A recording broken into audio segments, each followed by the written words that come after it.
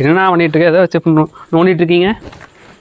அதுக்கு இந்த ஹெல்மெட் வேறு கீழே போட்ட சரி, கண்ணாடி தனியாக வந்துருச்சு, அதுக்கு மாட்டல அப்படின்னு சொல்லிட்டு பாட்டுக்கிறேன். இது ஏற்கனவே மாட்டு. இப்போ என்ன பண்ணுறது, எல்லாம் மண்ணுன்னு அடிக்குது, வண்டியை ஓட்ட முடிய மாட்டேங்குது. அதனால தான் சரி மாட்டி விடுவோம். எனக்கு ஒரு டவுட்ண்ணா, ம் இந்த ஹெல்மெட் போட்டால் எப்படி சொட்டை விழுகுது, எப்படி முடிவு போகுது, அது உண்மையா? அப்படி தான் சொல்லிட்டு இருக்கிறாங்க. அது நம்புற மாதிரியா இருக்குது. நம்புற மாதிரியும் இருக்குது, நம்புற மாதிரியும் இருக்குது. நம்ம ஊரில் ஒரு 10-15 வயசானவங்க இருக்கிறாங்க. ஆமாம். அவங்க எத்தனை பேர் மண்டியில் முடியுது?